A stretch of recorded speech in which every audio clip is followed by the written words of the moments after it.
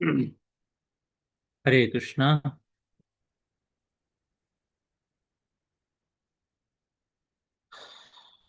So let us start our session today. So Yes, welcome all the devotees. recording, Prabhuji. Yeah. दंडवत प्रणाम प्रभु जी। धन्यवाद प्रणाम।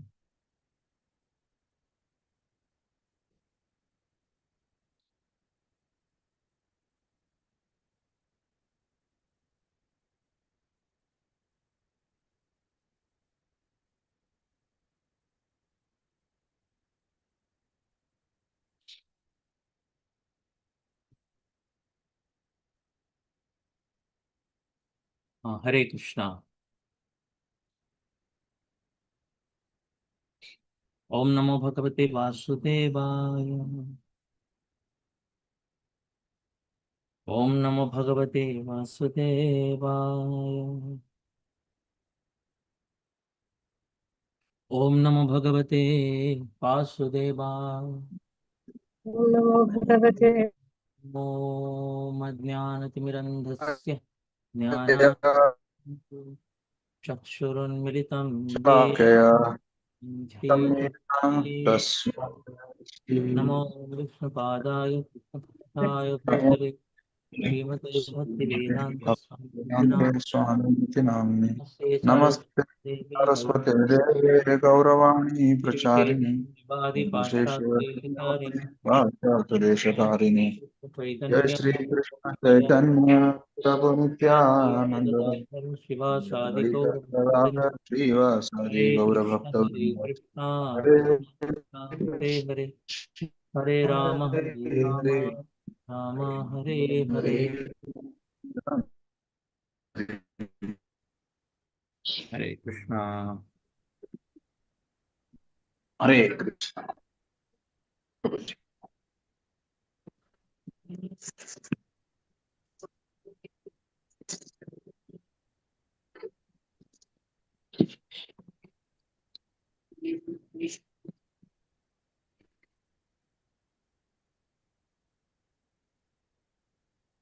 Hare Krishna. Welcome all of you.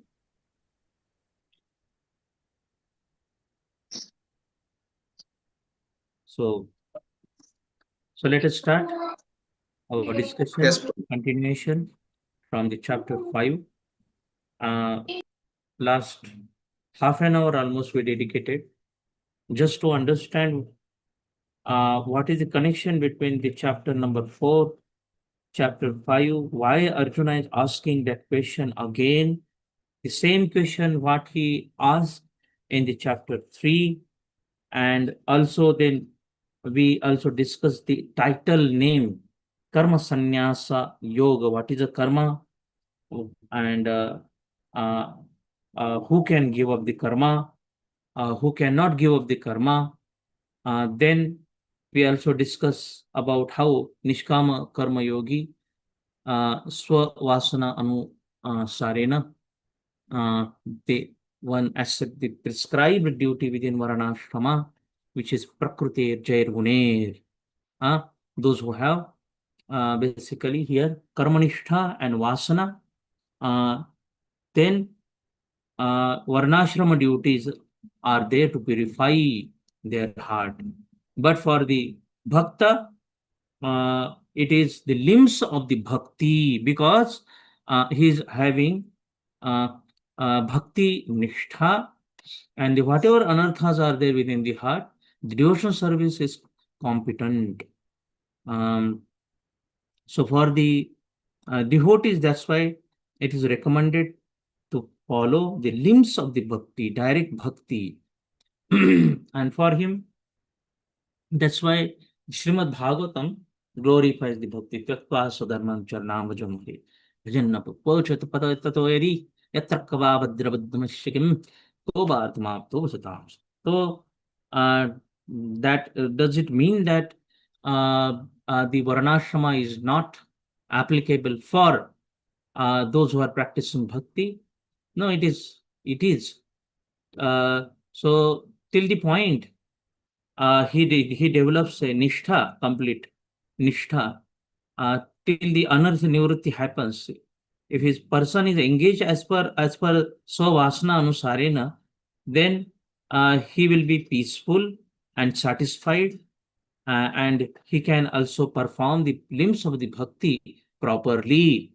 That's why it is from the leader's perspective that they engage the candidate as per the inclination or the svavasana anusarena. And the followers' perspective, they are willing to perform devotional service for the pleasure of Guru and Krishna. And at the same time, they cultivate their likings as per the Prakriti Jairgune, as per their nature. That is a practical application what we were discussing so far, whatever we covered the chapters. Then now we have gone through the first shloka, second shloka. So in the first shloka, as we know, Arjuna vacha sannyasam karmanam Krishna punaryogam shamsasi yashreya etayor ekam tanme buddhi tanme bruhi sunischitam.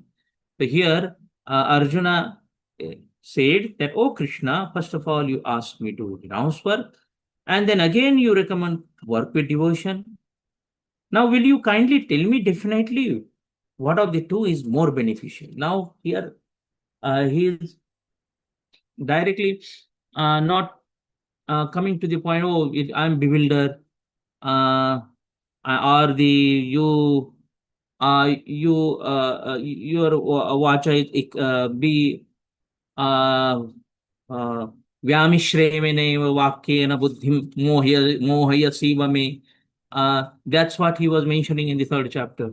Here he wants to have a specific clarity and more in depth, more knowledge of the Nishkama Karma Yoga. And that's what the chapter 5 is meant for, to give more understanding about what is Nishkama Karma Yoga and how it is practiced. What are the symptoms of the Nishkama Karma Yogi, how he performed Nishkama Karma Yoga, and how he achieved liberation by focusing on the super soul, not considering himself as a doer. So that's what the in-depth understanding of Nishkama Karma Yoga. Now, Shri Bhagavan Uvacha. So we recited, I think, yesterday, some 12 shlokas we recited, I think. We will go through those shloka till 12th. Shri Bhagavan Uvacha. Sannyasah karma yogascha nishteyam nishteyasakaravubhau tayostu karma sannyasat karma yogo vishishyate. Please read translation.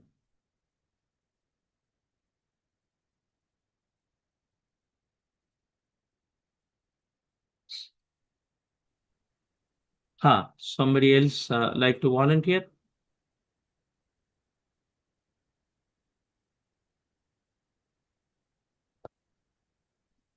Okay, Bruce, I will read.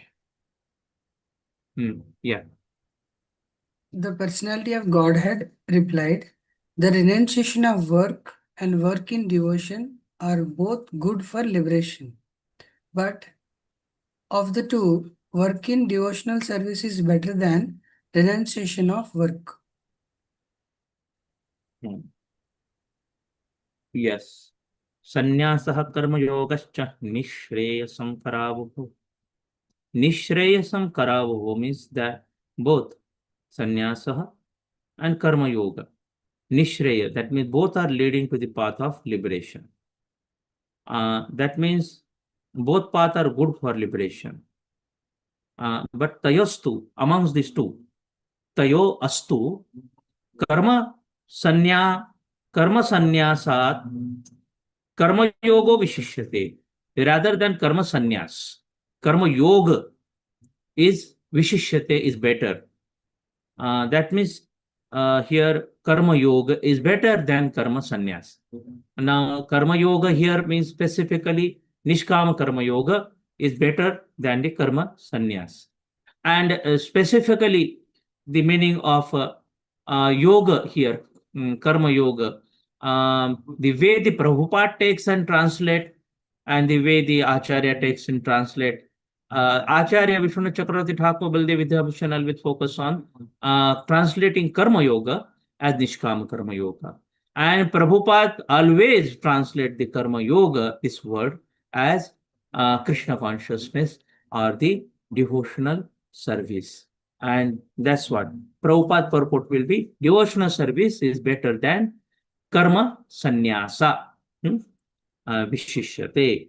It is safer and better. Why it is better? That Krishna will explain in the future verses. So far he's telling that okay, it is better.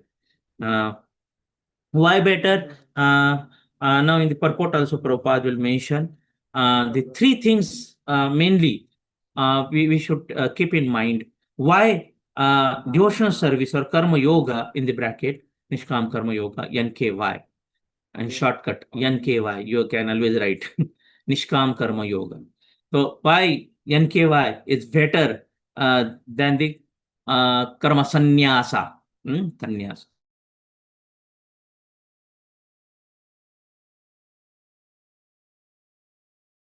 To perform. Performing this, one need not take sannyas, and everybody cannot take sannyas. Even the men also, everybody is not qualified to go for sannyas. So that's why it is easier to perform devotional service or the karma yoga. Second, it is safer. Safer. That means because no change of any ashram or no change of chances of fall down for one who is into the program of Nishkam Karma Yoga. He is not a sannyasi, he is not in a renounce order.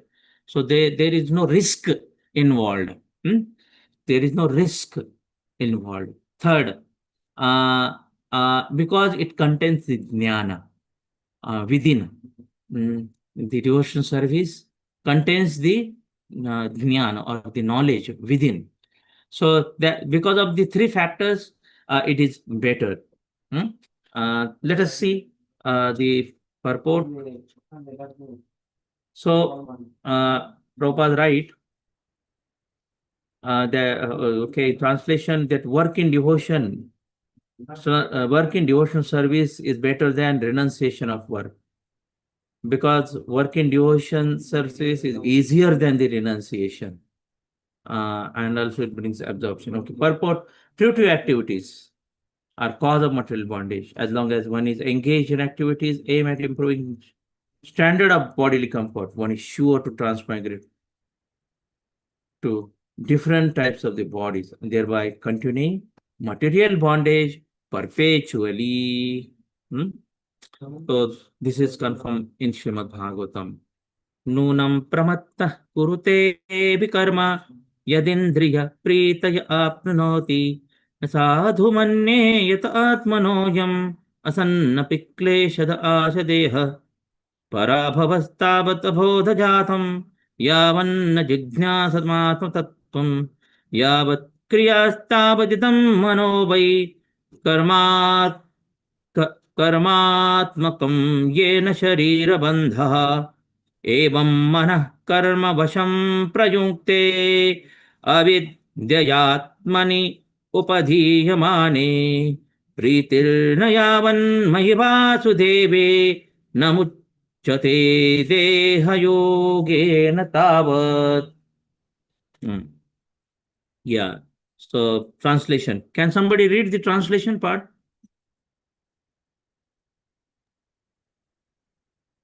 Please continue. Yes, sir. People are mad after sense gratification, and they do not know that this present body, which is full of miseries, is a result of one's fruitive activities in the past.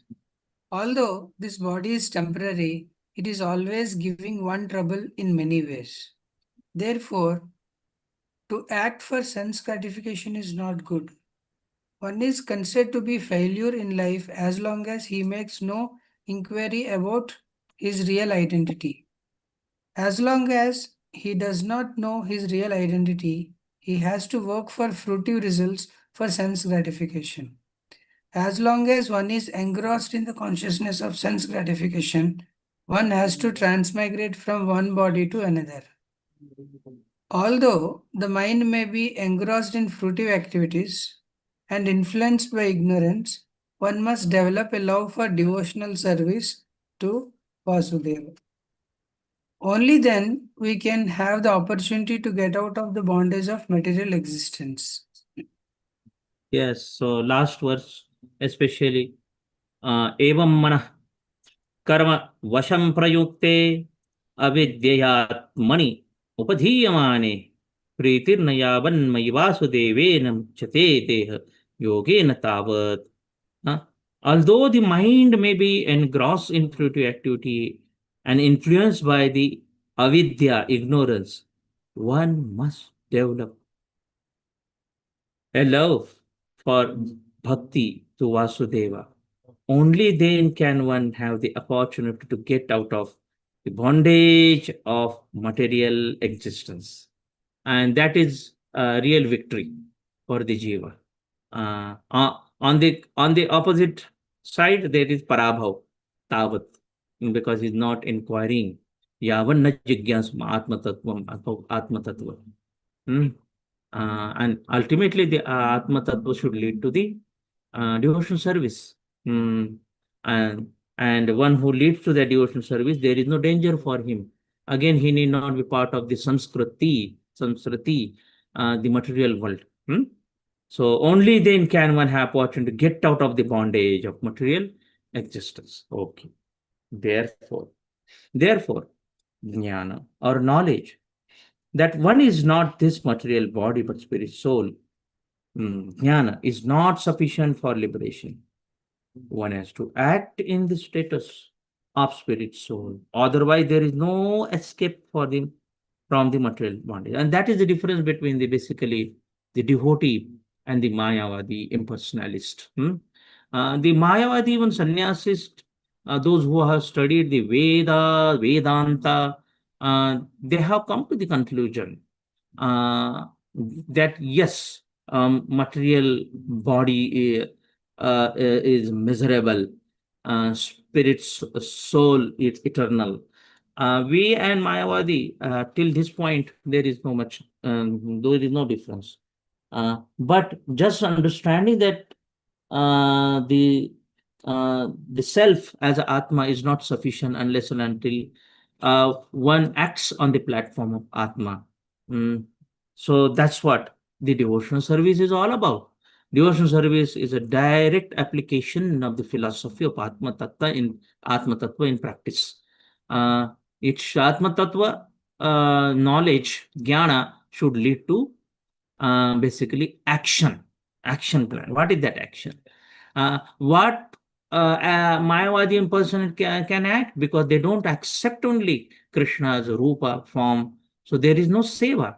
But for the devotee, because they follow the bhakti path and pancharatrika vidhi, where they are worshipping the deities, they're chanting the holy name of the Lord.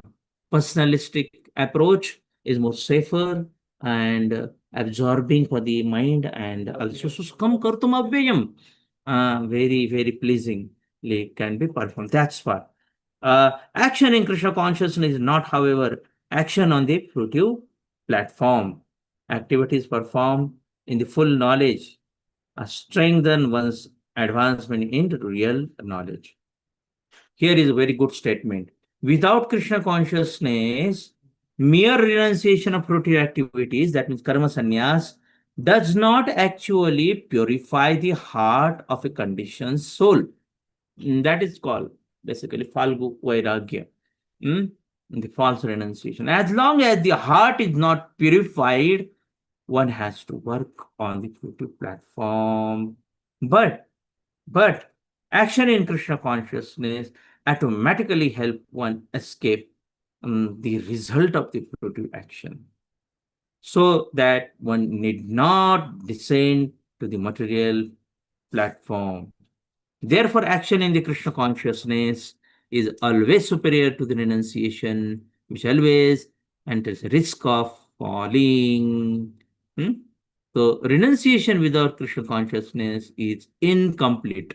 The renunciation without Krishna consciousness is incomplete. So here comes the concept of basically the Yukta Vairagya. Mm, Yukta Vairagya. Yukta, that means engaging everything in Krishna's seva. But the impersonalist Mayavadis, because there is no question of offering anything for the pleasure of Krishna. So they consider everything material to be entangling. So they cannot use anything matter for whose there is no question of seva service. So what to speak of yukta? So that's why here, as long as heart is not purified, one has to work on the puritive platform. Uh, uh, uh, but action in Krishna consciousness automatically help one escape the result of puritive action. So here comes the Sakama Karma Yoga and Nishkama Karma Yoga difference. Within the Karma Yoga, till the point he is attached to the fruit, he is entangled. Unless and until he comes to the platform of Nishkama Karma Yoga, he's entangled, he's within the bondage. But within the Krishna consciousness, because everything is meant for the pleasure of Krishna, naturally he is following the Nishkama Karma, he's not attached to the fruit, but there is a meaningful engagement for the detachment. Because of the attachment. So emphasis is not on the detachment, but the attachment. And as soon as you are attached, naturally detachment is a byproduct. So here, renunciation without Krishna consciousness is incomplete. Prapanchikataya buddhya hari sambandhi vastuna mamakshuha parityago vairagyam phalagu kathaye. When persons eager to achieve liberation renounce things related to the Supreme Personality of Godhead, thinking them to be the material, their renunciation is incomplete. That's what Phalgu Vairagya. Prabhupada gives example that in the Gaya there is a river, and that the river also bed is always dry. That river bed is dry, but if you just scratch the surface little bit deeper, you will see there is water. So externally they are dry, but inside there is water. That means material desire. So externally they are renunciate, but scratch little bit the external surface. Within there is material desire. So Prabhupada call such kind of renunciation. In fact, that river is also known as Phalgu Nadi. Phalgu Nadi. So Phalgu Vairagya and Phalgu Nadi is having connection. So renunciation is complete when it is in the knowledge that everything in existence belongs to the Lord, and that no one should claim proprietorship over anything. One should understand that factually nothing belongs to anyone. Ishavasyam idam sarvam, that concept. Then where is the question of renunciation? Because nothing belongs to me. Where is question of renunciation? Everything belongs to Krishna. What are you renouncing? You have nothing to renounce.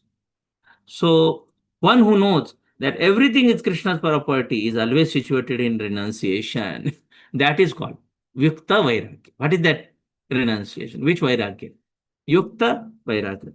Since everything belongs to Krishna, everything should be employed in the service of the Krishna, and this perfect form of action, Krishna consciousness, is far better than any amount of artificial renunciation by sannyasi of Mayavadi school. Yeah. So here is a very wonderful purport, one of the important purport of Prabhupada, which we read whole purport second. Yeah. Now, now Krishna will tell further definition of the renunciation. What is actually sannyas? What is actually sannyas? Shreya sanitya sannyasi yo na dveshti na kankshati nirdvandvo hi mahabaho sukham bandhat pramuchyate. One who neither hates nor desires the fruits of his activities is known to be always renounced. Such a person, free from all dualities, easily overcomes material bondage and is completely liberated. O mighty armed Arjuna.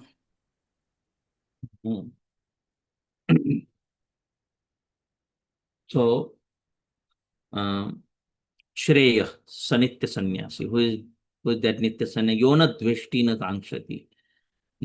Na Dveshti na Akankshati. Neither he hates, nor he desires. And is free from duality. Nirdvandvo Sukham Bandhat Pramuchyate. And he easily overcome the material bondage and completely liberate. Okay. So, so this is basically a sannyasi definition. Actually, it is internal renunciation. It is internal renunciation of no hate, no dveshti, and no kankshati. That means no desire for the fruit. No hate and no akanksha is internal. Basically, these qualities are internal qualities. So. So here, yeah, in the purport now, Prabhupada will elaborate the concept of real sannyas. That is basically the Yukta Vairagya concept he will elaborate. Let us read.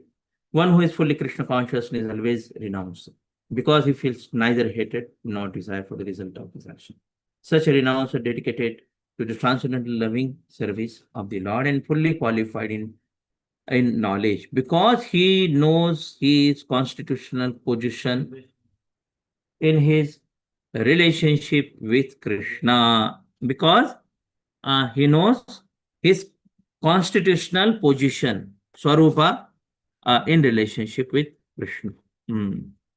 And he knows fully well that Krishna is the whole and that he is a part and parcel. Such knowledge is perfect because is qualitatively and quantitatively correct. Concept of oneness with the Krishna is an incorrect because the part and parcel be equal to the whole. Incorrect. Yeah. So knowledge that one is one in quality and different in quantity is correct. Transcendental knowledge leading one to become full in himself, having nothing to aspire to or lament over. Okay. So here basically Achintya Bheda and Abheda Tattva knows. He will become Nadveshti Nakangshati. There is no duality in his mind because whatever he does for Krishna. Being thus free from the platform of dualities, he is liberated while being in this material world. So basically, there are two aspects of sannyas. One is an external aspect and other is internal aspect, sannyas.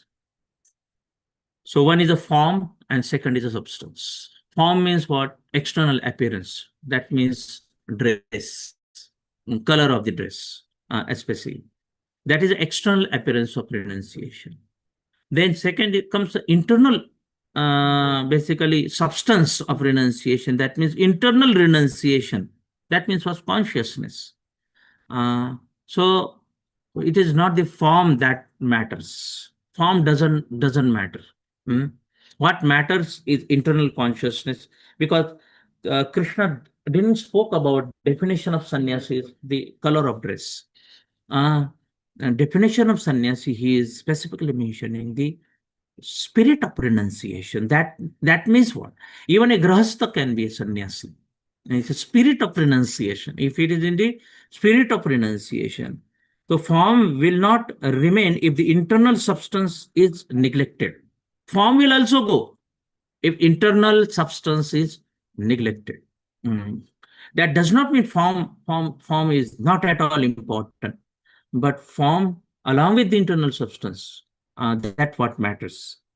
So that's why one can stay with the family and still he can be 100% engaged in Krishna consciousness.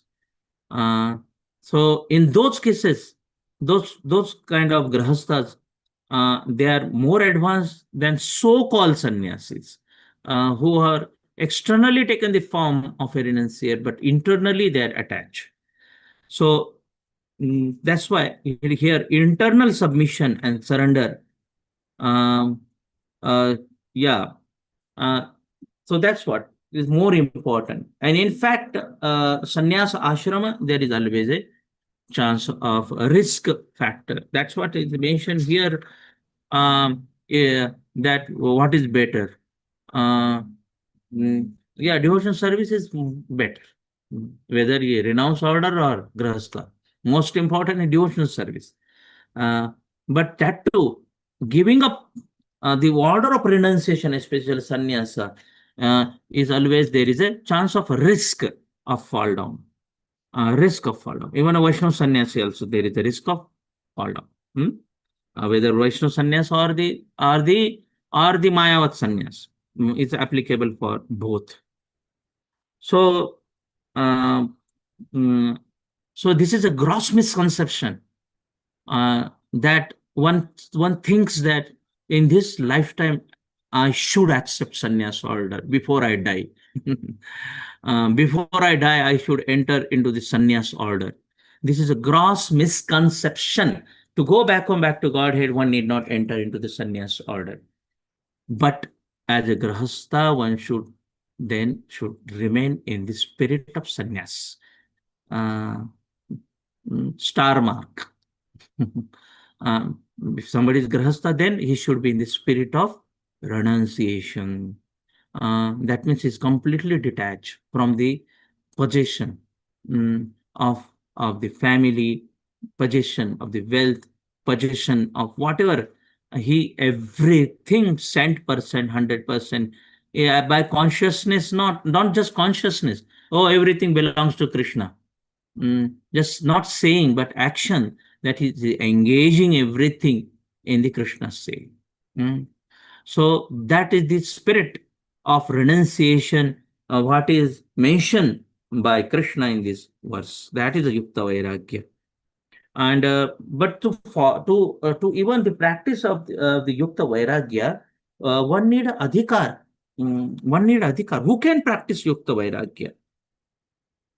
One who is very advanced in the bhakti and having compassion within his heart. He can utilize everything in serving Krishna. This is prerequisite qualification to practice the Yukta Vairagya. So bhakti practice on basically on different level. We can say bhakti can be practiced on the Tao-telling platform, or the Yukta Vairagya platform, and Raganuga platform. 3 different platforms of the practicing of the bhakti. When we say bhakti is performed on the platform of Tao-telling everything, that means what? He liked the thing, he is attached to the thing, but can be utilized in serving Krishna also. That is called Tao-telling. We cannot say he is renounced or he is Yukta Vairagya. No, that is not Yukta Vairagya, because one is attached to that thing. But at the same time, he's thinking, but it also can be used. Also can be used. That means what? I also can enjoy, and Krishna also can enjoy. I can use this in Krishna's seva also. This is the consciousness of Tao-telling. That is not Yukta Vairagya. Then second platform of Yukta Vairagya, second level of Yukta Vairagya level. What is Yukta Vairagya? Anasaktasya Vishayam Yatharham. That first qualification of Yukta Vairagya, he is not attached to that object. Not that I like, but also can be used in Krishna consciousness, this thing. No, he is completely detached from that object. It's not that I also attach, Krishna also can utilize this thing, and I also can enjoy. No, he's completely detached from that object. No, this is not for me. And this is only for Krishna. It is not for my enjoyment. It is only for the Krishna's enjoyment. When that platform comes, then anasaktasya vishayan, that is a prerequisite qualification for Yukta Vairagya. Anasaktasya vishayam yatharham upayunjate. So that means not attached to the sense object, but only attached to service. Not even attached to the service also, particular. That is the level of Yukta Vairagya. Nirbandha Krishna Sambandhe Anasaktas Vishyam Yatharham Upayunjate. Then Nirbandha Krishna Sambandhe. That is another level. Only use in Krishna's service. Only use in Krishna's service. That means nothing for me. It's not that 50% is for me, 50% for Krishna. Both were partners in enjoyment of this object. We are partners with Krishna. Partnership business with Krishna. I will also enjoy, and I will allow Krishna. I will allow Krishna to enjoy. That's not the Yukta Vairagya. So, Yukta Vairagya platform, Anasaktasya Vishayam Yatharam Upayunjate, Nirbandha Krishna Sambandhe. There only it is used for Krishna Sambandha. That means nothing for me. Nothing for me. That is a Yukta Vairagya. So, can Grahastha practice this Yukta Vairagya? Chaitanya Charitamrut, fill with those examples. Ramananda Rai, he is decorating the Devadasis so that those Devadasis can perform wonderful drama and dance for the pleasure of Jagannath. And he himself, it is explained there, he himself bathed them, he himself, he massaged with the oil, and he dressed them properly. Everything comes. And when Pradyumna Mishra heard of all these things, he was bewildered. How can such a person can be a pure devotee? How can I hear Krishna Katha from such a person? And he ran away from that place. So Chaitanya Mahaprabhu understood his consciousness. He misunderstood Ramananda Rai. Ramananda Rai was a dhira, such a dhira person. He can do that, and still, because he is in the consciousness of Vishakha Devi, engaging the other gopis in the service of Krishna's pleasure. That was the consciousness of Ramananda Rai. That is externally he may be a governor officer or the kind of householder, but a spirit of renunciation was high. And that's why Ramananda Rai example comes for Yukta Vairagya. Amazing example. Chaitanya Charitamrita. So that is Yukta Vairagya. And then comes the third platform of the bhakti. That is a Bhava Bhakti or Raganuga Bhakti. That is spontaneous devotional service. And everything spontaneously engaged. He don't think that I am renouncing anything. They feel like I'm donating something. He don't feel also. Something is given for Krishna. Natural for him to do that. That is Raganuga stage. That is Bhava Bhakti stage. Bhava platform. When Nashtiki platform comes, then one can practice Yukta Vairagya, free from anartha. Till then, one practices doubting everything. Okay. When Nishtha comes in Bhakti, free from anartha, then he practices Yukta Vairagya. And then when he that matures into the Bhava and Prema Bhakti, then he practices Raganuga Bhakti. Raganuga Bhakti, spontaneous devotional service, stage of Bhava and Prema. spontaneously engages everything in Krishna's service. That means one need to come to the platform of the Nishtha stage to practice Yukta Vairagya. We are now discussing about Yukta Vairagya. Who can practice Yukta Vairagya? Anasakta Vishayam, Nirbandha, Krishna, Sambandha. And that steadily he does only on the Nishtha platform. So Yukta Vairagya only for Krishna, only for Krishna, not for me. So that's what. So yeah.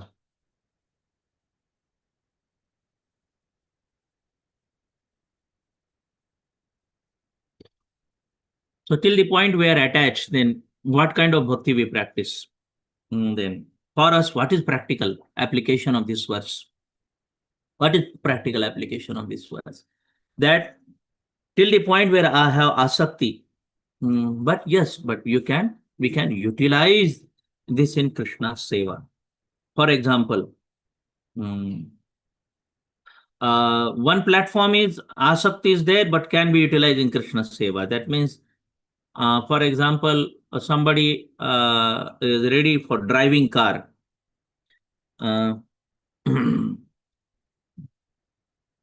So okay, I can drive. But only for this seva I can drive.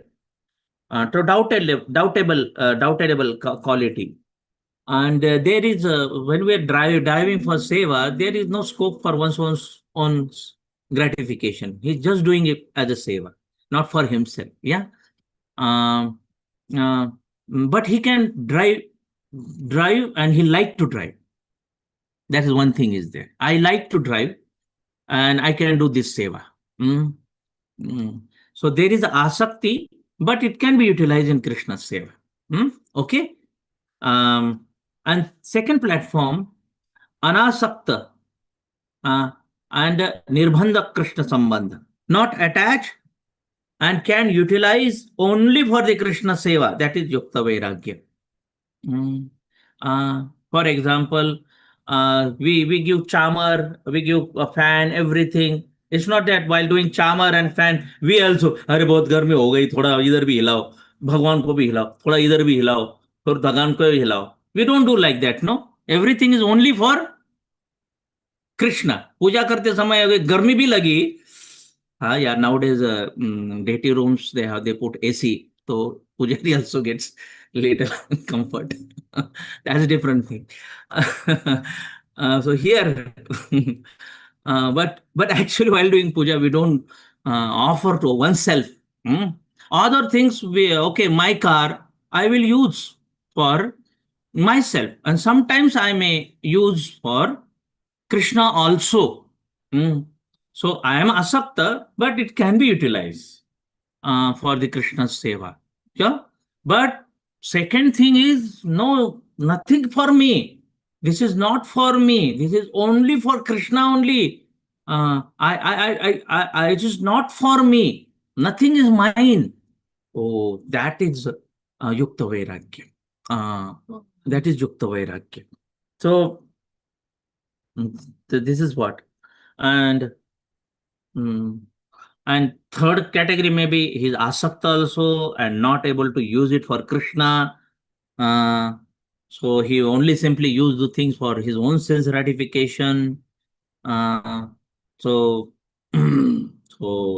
that's what. Such a person stay away from Krishna, stay away from the devotee, and also use the things for himself. Oh, this is my smartphone only for my purpose. Oh, this is my family only for my purpose. Oh, this is my home. This is only for my sense gratification. He never thinks and try to connect all those things with the Krishna. How it can be utilized for Krishna? How it can be utilized in the Guru's seva? That thought doesn't touch to his consciousness and mind. So that is asakta, and also not able to use the things in the Krishna seva. So there are the different kinds of the sadhakas who are on the different level of vairagya. renunciation, sannyasa. Okay, so a very wonderful verse. Second and third, definite, especially third verse, the definition of sannyasa. I hope any clarification. I hope the things are clear.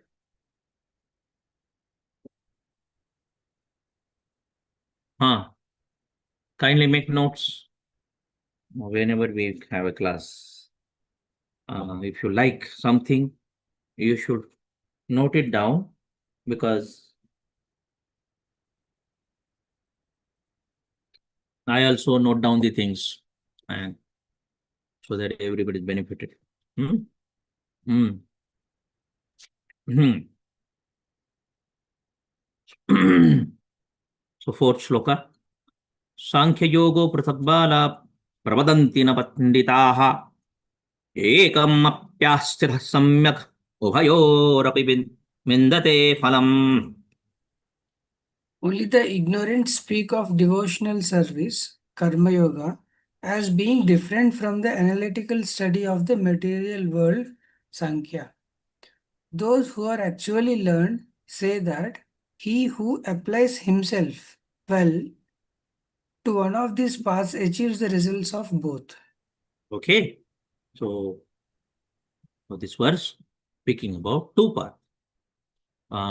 One is a karma yoga and Sankhya yoga. So karma yoga, it is something application of the knowledge, and the Sankhya yoga, it is analytical understanding about the soul. And here it is mentioned, samyaga ubhayor vindate phalam. Both the path, two paths are on the same path. There are these two steps on the same path. One first step and second step. Understand you are not body, and second step, perform devotional service. And understanding you are not body, your soul, you are part and parcel of Krishna. Then what you should do? Yogam, bhakti yoga, perform bhakti yoga. So these are the two steps on the same path. They are not different thing. Because by these two paths, same goal is achieved, that is liberation. Both are aspiring for the liberation. Same goal is that. They are simply two steps. That's the way Krishna sees it. Sankhya yoga, jnana path. Okay, jnana path, utility factor. Utilize. By jnana, you understand you are not body. Okay, yes. When bhakta also didn't need that jnana. Okay. Then application part. That is here, of course, the karma yoga, Sankhya and Yoga. Sankhya and Yoga. Sankhya means analytical study, Yoga means work in devotional service. This is the way Prabhupada translate. You see, Yoga means work in devotional service. That means he is not taking it as Nishkam Karma Yoga. Prabhupada will always translate the Karma Yoga as devotional service. Okay. So both paths are same, and ultimate goal is also same of both the path. Okay. Purport. The aim of the analytical study of the material world is to find the soul of existence. Find the soul of existence. The soul of the material world is Vishnu or the super soul. Devotional service to the Lord entails service to the super soul. One process, now you be attentive. One process is to find the root of the tree, that is Sankhya Yoga, and the other is to water the root, that is Bhakti Yoga. But find out the root, Sankhya Yoga. You are not body or soul. Okay. Then water the root, Krishna is the root, water the root, Bhakti Yoga. The real student of the Sankhya philosophy finds the root of the material existence, Vishnu, and then in the perfect knowledge engage himself in service of the Lord, that is Bhakti. Therefore, in a sense, there is no difference between the two, because the aim of the both is Vishnu. Those who do not know the ultimate aim say that the purpose of the Sankhya and Karma Yoga are not the same. But one who is learned knows the unifying aim in these different processes. Hmm. Yeah, Nishkama Karma Yoga and Bhakti. Same. Prabhupada may be taking like Bhakti, although it is technically this verse is talking about Nishkam Karma Yoga. Relation. But what is the difference between Nishkam Karma Yoga and Bhakti? Again, I'm repeating what we discussed yesterday. That uh, realization that Krishna is the Supreme Personality of Godhead and one serves for the pleasure of the Krishna. That is Bhakti, and that is the only difference between Nishkam Karma Yoga and Bhakti Yoga. Vasudevam Sarvamiti Samahatma Sudurlabha. That is Bhakti. And Nishkam Karma Yogi, he lacks this realization. That's all. Externally, everything looks same. Other things, okay. And of course, the external changes accordingly. Method of the worship changes. Okay, fine. So here,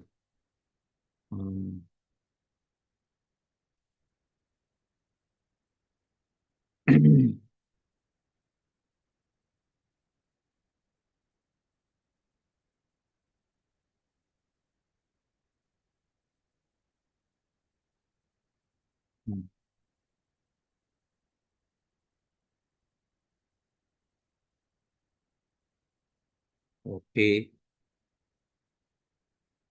yes. So I was also, yeah, reading the part of that. What is the difference between the question asked in the third chapter, that which is greater out of the two, and here fifth chapter, Arjuna repeating the same question. So same question asked in 3.1 also and 5.1 both. So what is the difference? A difference in Krishna's reply. Krishna is replying differently. The third chapter, Krishna is emphasizing on the difference part and qualification of Arjuna. He is more focusing on that while answering the question. But in the fifth chapter here, we see Krishna is emphasizing on the non-difference and telling that the two steps are the same path. Karma Yoga, Sankhya Yoga, or Jnana Yoga, they're two steps. So here Krishna is telling out of the both, Karma Yoga is better as per, of course, Adhikar, and his Nishtha, his faith. So what is Adhikar? A heart is not pure. Heart is not. Both leads to liberation. The Jnana Yoga and Karma Yoga. And the level of the Karma Yoga, probably his heart may not be pure. That is the only difference. But both leads to liberation. But Nishkam Karma is easy than the Jnana Yoga. Nishkam Karma Yoga is easy to perform. Although it may say both same, but actually, as per the practical application, Nishkam Karma is easy. Everybody can perform. To set that example, only Janakadaya and Krishna. Okay. It's easy to perform than Jnana Yoga. And also, that is more safer. Easy, safe. Easy and safe. And Jnana Yoga is difficult and also risky. But Jnana Yoga means Karma Sannyasa. Karma Sannyasa. Okay. Technically, this is what is the difference between this discussion. So this is what we read and understand from these verses.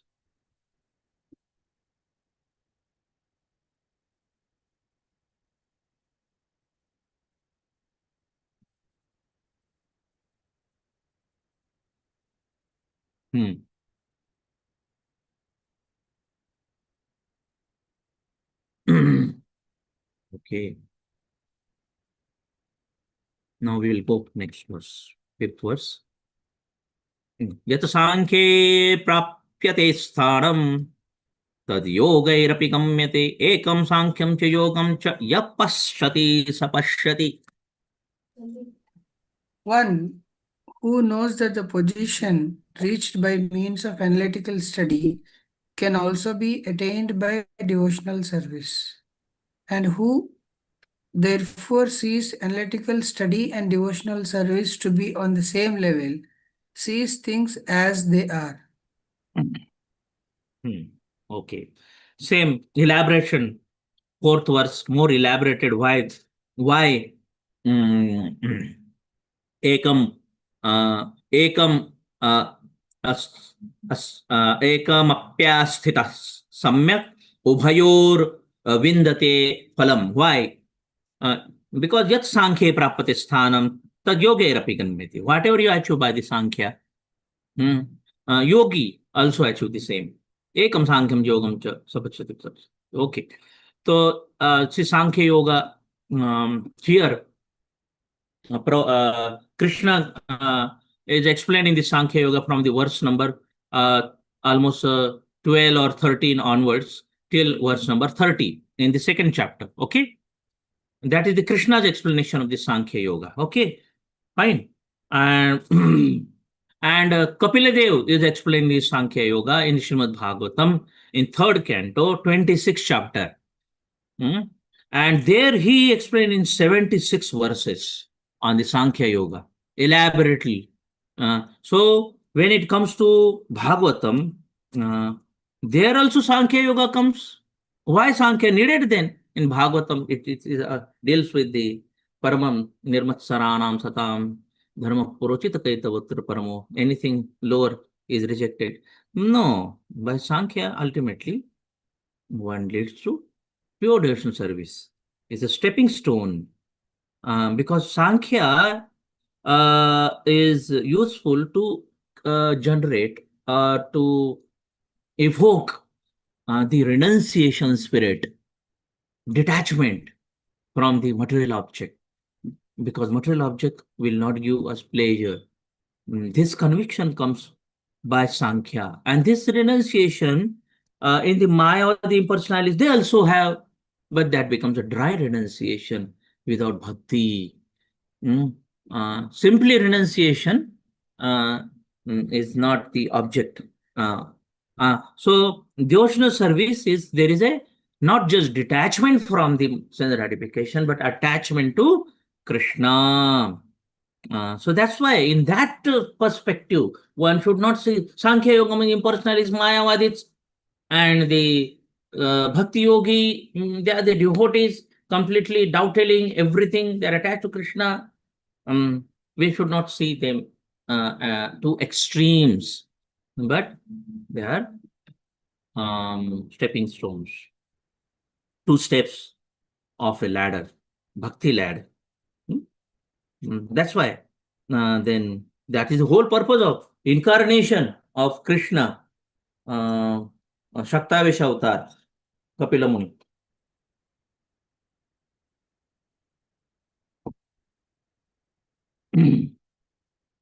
Purport. The real purpose of philosophical research is to find ultimate goal of life. So the ultimate goal of life is self-realization. There is no difference between the conclusion reached by the two processes. Sankhya philosophy researchers research when it comes to the conclusion, living in part and parcel of the supreme. Consequently, this soul has nothing to do with the material world. His action must be in relation with the supreme. In the first process, Sankhya, one has to become detached from the matter, and in the devotional service process, one has to become attached to Krishna consciousness. Detachment from the matter and attachment to Krishna are one and the same. One who can see this, sees the things as they are. So, a very important line in this purport is, in the process of Sankhya, one has to become detached from the matter. And in the devotional yoga process, one has to attach himself to the work of Krishna consciousness. So, so what is the difference Why devotional service is then superior than the karma sannyasa? Why? What is the difference? 6th verse he will tell. Sannyasastu mahabaho dukkham aptum yogatah yoga yukto munir brahma nachire nadhi gacchati. Merely renouncing all activities, yet not engaging in the devotional service of the Lord, cannot make one happy. But a thoughtful person engaged in devotional service can achieve the supreme without delay. So why? Because devotional service is very happy process. Susukham kartum abhyayam Rajvidya Rajguhyam Pavitram Idamuttamam. So there he mentions Susukham kartum abhyayam. Rajavidya Rajaguhyam Pavitram Idamuttamam. Pratyakshavagamin dharmam suskam kartumakam. Okay. So here in the purport, Prabhupada will more focus, will give on the difference between Mayavad sannyas and Vaishnava sannyas. What is the difference between that? Because that's what, one is happy and one is morose. Dry renunciation. So why the Vaishnava sannyas they are blissful? Although it's a path of a renunciation in one sense, but why they are blissful? Why devotees are blissful? Purport. There are two classes of sannyasis or a person in the renounced order. Maya sannyasi engaged in study of Sankhya philosophy, whereas the Vaishnava sannyasi engaged in study of Bhagavatam philosophy.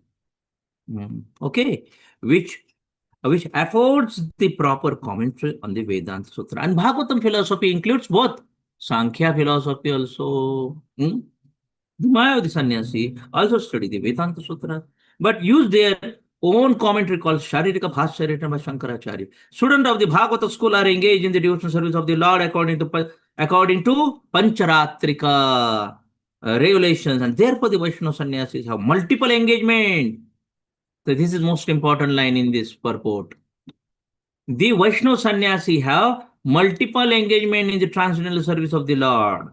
We are not jnanis, simply acquiring Sankhya, and speaking about the Sankhya, but not doing anything practical. So the practice, we serve the deity, we chant the holy name of the Lord, we practice Navavidha Bhakti. This is practical.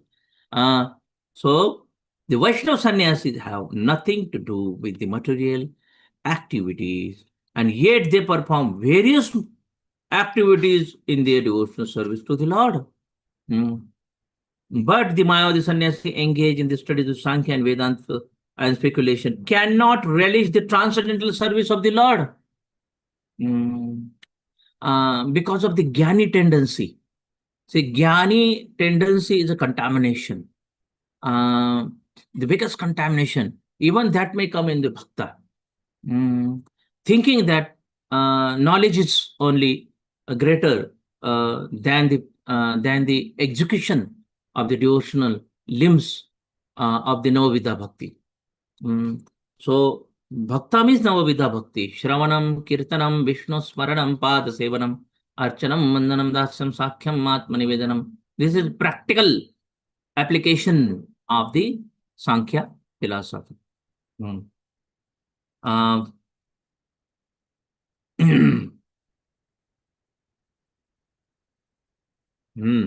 So, because their studies become very tedious and they sometimes become tired of Brahman speculation, and thus they take shelter of the Bhagavatam without proper understanding. Consequently, their study of Bhagavatam has also become troublesome. So, dry speculation, impersonal interpretation by artificial means are all useless for Mayavadi sannyasi. The Vaishnava sannyasis, because of this Mayavad samskara, it is very difficult for them to read Bhagavatam properly. By their own attempt, they try to understand Bhagavatam without person Bhagavatam. The Vaishnava sannyasis who are engaged in the devotional service are happy in the discharge of their transcendental duties, and they have guarantee of ultimate entrance into the kingdom of the God. The Maya sannyasis sometimes fall down from the path of self-realization, again entering the material activities of philanthropic and altruism nature. Yeah. What is that? Because anadhrita yushmatangraya. यन्ने रविंदाक्ष विमुक्तमानिनः पयस्ति भावात् अविशुद्ध बुद्धया. They consider themselves and they fall down. Okay, this is what the verse is. Who thinks they are liberated? They are actually not liberated. Liberated soul will not fall down. They think they are liberated. Okay, so the Mayavadi sannyasis sometimes fall. Okay, therefore the conclusion is that those who are engaged in the Krishna consciousness activities are better situated than the sannyasis, Maya sannyasis, engage in the simple speculation about what is Brahman, what is not Brahman. Although they too come to Krishna consciousness after many births. Which is that verse? Bahunam janmanam te Vasudevam. So that's what Prabhupada indicated. Samahatma Sudurlabha. Now here, after explaining the difference, why devotions are superior to sannyasa, or how devotional sannyasa is higher, superior than the Maya sannyasi. Now here, how to perform the karma yoga, work in detachment, Nishkam karma yoga, how to perform it, so for the Jnani basically. So text 7, 8, 9, 10, 11, 12, these are all verses related to that. That's what the comes the second section now. First section is over. First section we discuss on Nishkam Karma Yogi, how it is easier than renouncing work. So three things we discuss. It is easy to perform, it is Susukham Kartum Abhyayam, and it contains Jnana within it. So that means Sankhya. Sankhya is there. Devotee already have Sankhya yoga knowledge. So they are not blind followers. They are not in agyana. They are not sentimental bhakta. So no. So then next section 7 to 12. How to perform Nishkam Karma Yoga or detached work. These are all symptoms of the Jnani. But Prabhupada in the purport, he will explain about the symptoms of Bhakta. It will dovetail the purport in that way. Yoga Yukta Vishuddhatma Vijitatma Jitendriyaha Sarvabhutatma Bhutatma Kurvannapi na lipyate. One who works in devotion, who is a pure soul, and who controls his mind and senses, is dear to everyone, and everyone is dear to him. Though always working, such a man is never entangled.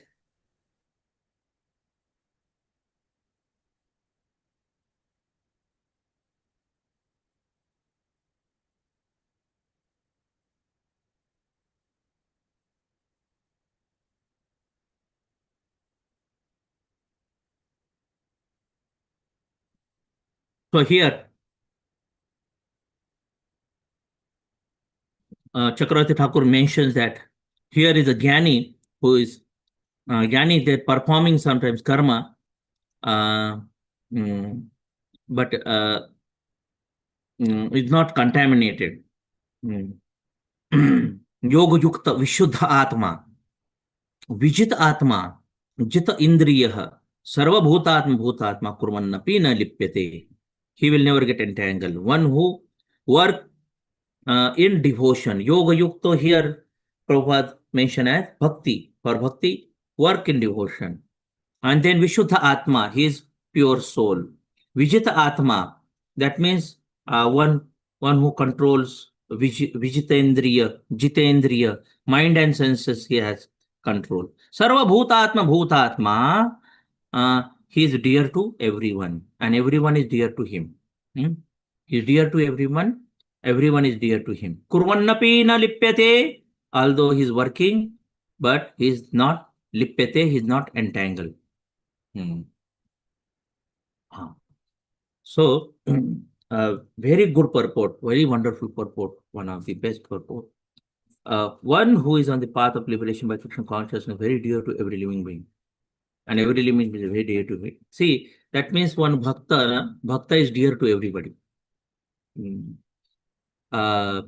When we say everybody, means everybody. Bhakta is dear to everybody. Supposed to be, that means. Supposed to be. Yeah. And this is due to his Krishna consciousness.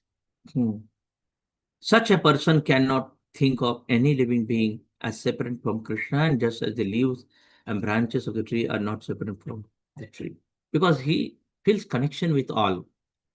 Because he's thinking everybody is a part and parcel of one tree, Krishna. So everybody is my brother and sister in that sense. That means I'm part of that family. They're my family. Just like we have a special attachment to family members. Why? Because that part of my family. But for the bhakta, all the living entities are part of family. So that's why he don't have this conception. This is mine. ये मेरा है और ये पराया है. So this is duty.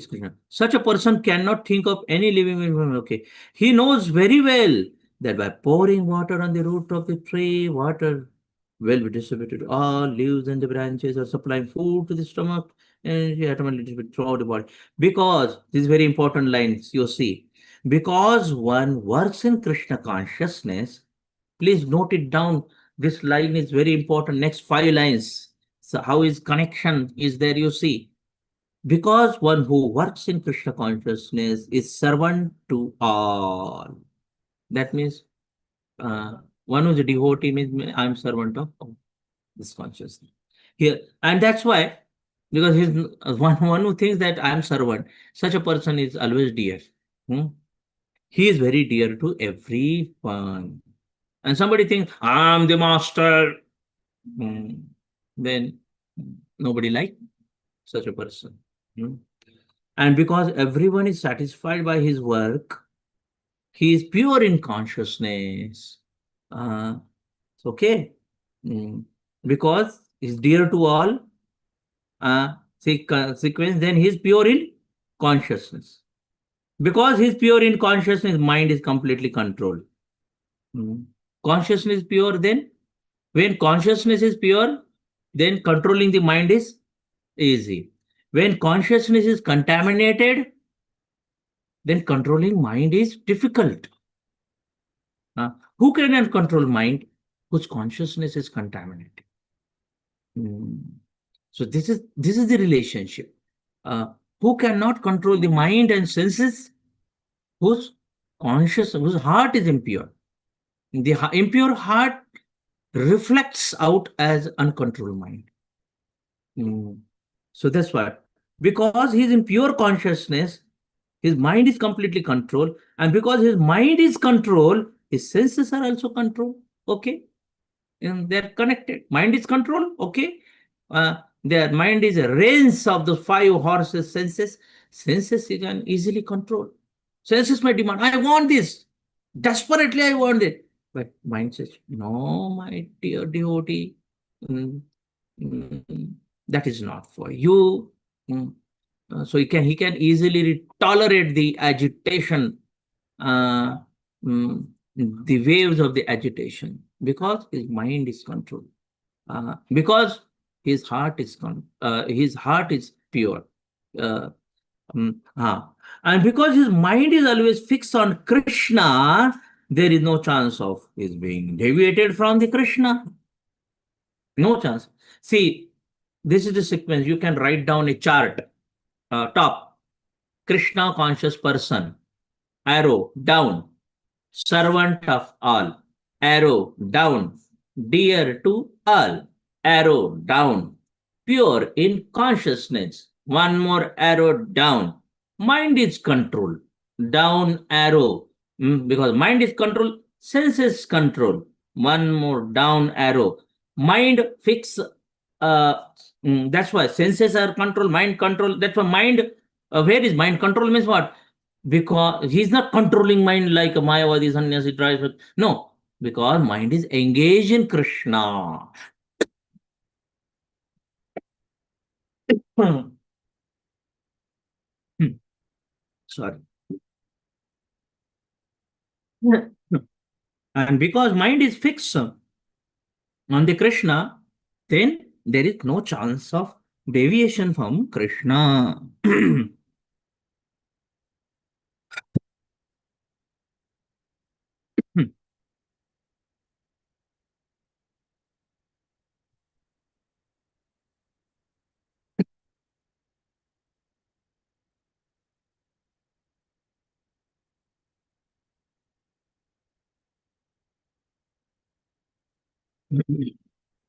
So this is the way. So, so such a person, nor is there a chance of that he will engage his senses in the matter other than service of the Lord, and he does not like to hear anything except a topic relation to Krishna. He does not like to eat anything which is not offered to Krishna. He does not wish to go anywhere if there is not Krishna is not involved. He don't want to go anywhere where Krishna element is not there. Therefore, his senses are controlled, and a man of controlled senses can not be offensive to anyone. See, one may ask, why then was Arjuna offensive to others in the battlefield? Wasn't he in Krishna conscious? Arjuna was only superficially offensive because, as has already been explained in the second chapter, all the assembled persons in the battlefield would continue to live individually as the soul cannot be slain. So spiritually, no one was killed. Spiritually, no one was killed on the battlefield of Kurukshetra. Everybody was liberated in it. Only their dress were changed by the order of Krishna, who was personally present. Therefore, Arjuna, while fighting the battle of Kurukshetra, was not really fighting at all, but he was changing their dresses. He was simply carrying out the order of Krishna in full Krishna consciousness. Such a person is never entangled in the reaction of work.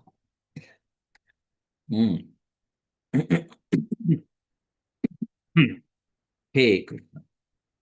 So, so this is the way. Heart is pure, then mind is pure and senses control. Because this person is devotee, Krishna conscious person. But till the point heart is not pure, then what? For what happens to them? Bhaktivinoda Thakur gives a good, wonderful analysis on the chanting the holy name. There are 4 anarthas in the conditioned soul. Why they are not able to chant Hare Krishna, perform devotional service properly? Why their mind is not controlled? So he tells because of 4 things. One is aparad. First he mentioned because they commit offenses. Second, he mentioned about tattva vibhrama. Tattva vibhrama. Third things he mentioned about hriday daurbalya, weakness of the heart, hriday daurbalya. And fourth, he mentioned about asata trishna, asata trishna, basically hankering for the sense gratification, intense hanker for the sense gratification. So we will not go elaborately, but these are the four factors. Of course, first aparad, how to get rid of the aparad. Then, I first verse. Vacho vegam, manasakrodha vegam, jibha vegam, udarapasya vegam, etan vegam, yo vishate dhira, sarvamapi mam pratum tu shishyash. one who controls the Vega, then he cannot be offensive. One whose senses are uncontrolled, that's why he comes offenses. There is no control on the tongue, basically. Jiva is not controlled, tongue is not controlled, Vega, basically. Then second anartha is Tattva Vibhrama. Tattva Vibhrama. How it can be cured? By properly following Guru Sadhu Shastra Parampara. Okay. Always checking out whether it is authentic. Tattva Vibhrama. Don't speculate anything on your own. Sometimes something looks very wonderful. Thinking that, oh, so nice, it is also bhakti. But check out whether this has been sanctioned by Prabhupada, Founder Acharya, or previous Acharya. It looks very nice. Okay, but may not be. We are not qualified to do that. Yeah, some of the devotees now getting deviated to Radha Nam, thinking that, oh, so nice. Prabhupada only gave Hare Krishna Mahamantra, but this Swami is giving Radha Nam. And so nice. Ultimately, by Radharani, the highest devotee, we are not devotee of Krishna, we are devotee of Radharani. So, so that's the way they give up the chanting Hare Krishna. Many devotees in ISKCON, they have left their bhakti. Many of the leaders, they left bhakti. And they started chanting Radha, Radha, Radha, Radha. Probably that 16 round ends quite easy to chant. No, Radha name only can be chanted only on the Bhava and Prema platform. Raghavanaga Bhakti. That is not for the sadhaka. Radhanam is not for sadhaka. It is only for the Bhava and Prema, and it comes spontaneously, not artificially. It comes spontaneously, not artificially. So, neither one should become so fanatic about, oh, Chaitanya Mahaprabhu is more merciful, so I will give up the chanting Hare Krishna Mahamantra and chant Gauranga, Gauranga, Gauranga, Gauranga, Gauranga, Gauranga, Gauranga, Gauranga, Gauranga, Gauranga, Gauranga. Because Gauranga names, because it's authentic, it includes Radha and Krishna both. So I will just chant Gauranga name, because that will purify. No, Gauranga chanted Hare Krishna Mahamantra, you also chant.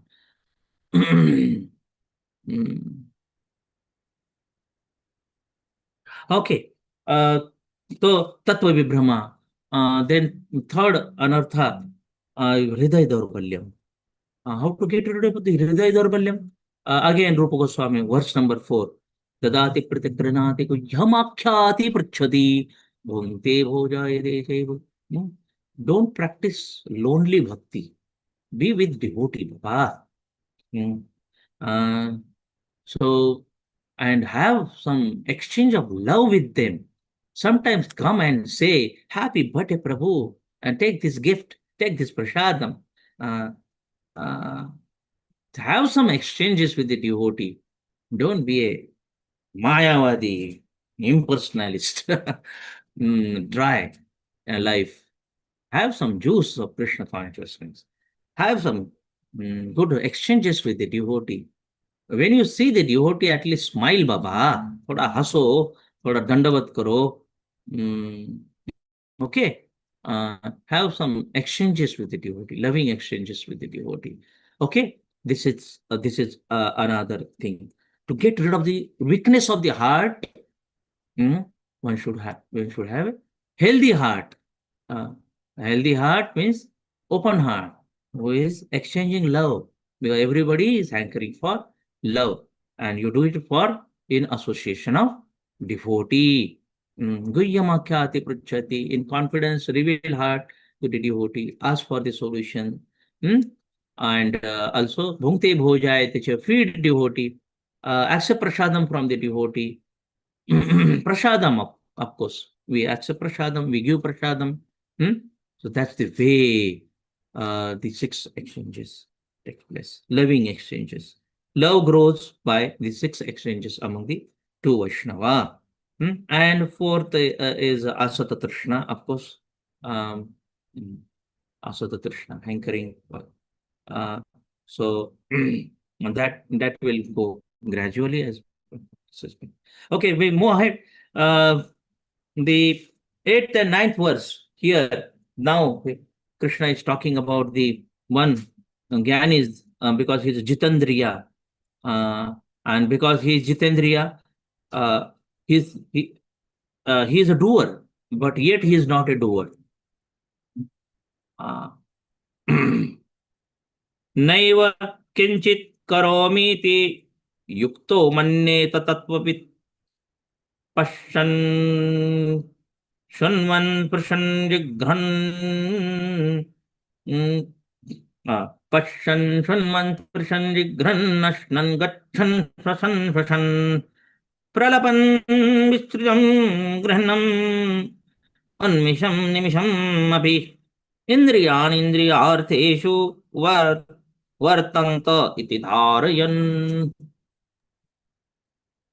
A person in the divine consciousness, although engaged in seeing, hearing, touching, smelling, eating, moving about, sleeping, and breathing, always knows within himself that he actually does nothing at all.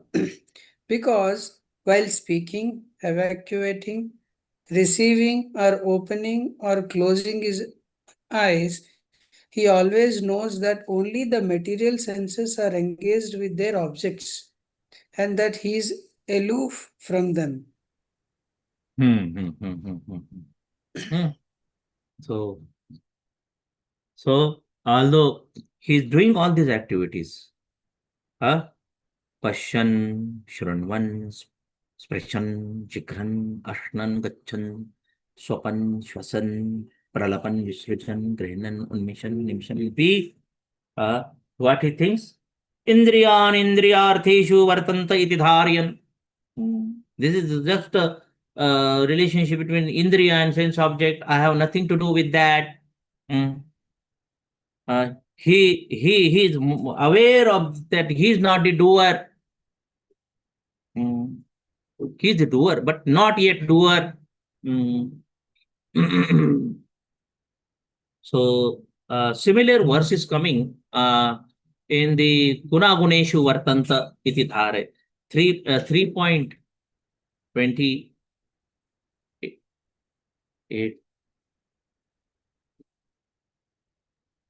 3.28. तत्त्ववित्तु महाबाहो गुण कर्म विभागयोः गुणा गुणेषु वर्तन्त इति मत्वा न सज्जते. See here, there also it is mentioned that how the detached practitioner, one who is wise, he do not identify with the body. Guna guneshu vartanta iti matva na sajjate. Tattvavittu, he is a tattvaveta, that means he is in knowledge of the absolute truth. Mahabaho guna karma vibhagayoho guna guneshu vartanta. That means he does not engage himself in the senses and sense gratification, knowing well the difference between the work in devotion and work for fruitive result. Guna guneshu vartanta. Guna karma vibhagayoho. Guna karma vibhagayoho guna guneshu vartanta iti matva na sajjate. You will not get it. Untangle. So similar kind of verse here it is coming. In Indriya Indriyartheshu vartanta iti dhare. So he always knows that only the material senses are engaged with their object, and he is aloof, completely aloof. He is aloof from the aloof means what? Completely aloof from the bodily platform. Okay, a person, purport. Yeah. A person in Krishna consciousness is pure in his existence and consequently has nothing to do with any work, which depends upon 5 immediate and remote causes. This comes in a chapter 18, chapter 5 causes of the action. So there in the verse number 13 and 14 in 18th chapter, there is a description of this verse. This is very important verse. Adhishthanam tatha karata karanam cha prathak vidham vidhaischa prathak cheshta daivam chaivatra panchamam. These are the 5 causes of the success of action. Adhishthanam. Adhisthana means the place of the action. What is the place of action? Body. Body of Jiva. Adhishthanam. Tatha karta. Doer of action. That soul is a doer of action. Secondary, but he thinks that he is doer. Because of the false ego. He thinks that I am the doer. Because he thinks I am body. This is my kshetra, adhishthanam, and I am the doer. Adhishthanam karta, karanam, instruments of the action, his senses. He does the activity through his senses. The senses becomes karanam. Vividhaicha pratak cheshta. Cheshta means endeavors. The effort exerted by the prana, life air, with various functions. So those are all cheshta he performs. And then final factor comes Daivam. That is the super soul, who sets everything into motion by his super will. And ultimately he is the doer. But we think that I am the doer because of the false ego. Okay. So that is the doership mentality. That is elaborately we'll discuss in the 18th chapter. So here Prabhupada mentioned purport that doer, the work, situation, endeavor, and fortune, 5 immediate and remote causes. This is because he is engaged in the loving transcendental service of the Lord, although he appears to be acting with his body and senses, he is always conscious of his actual position, which is spiritual engagement.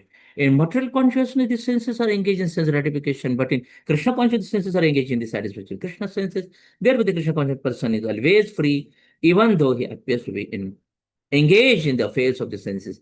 Activities such as seeing, hearing, actions of the senses meet for receiving knowledge, whereas the moving, speaking, and waking are the actions that will karma indriya and jnana indriya. A Krishna conscious person is never affected by the actions of the senses, karma indriya and jnana indriya both. He cannot perform any act except in the service of the Lord because he knows that he is eternal servant. So this consciousness he is into. Oh, it's already 19. I thought of completing the 3 verses, but not possible.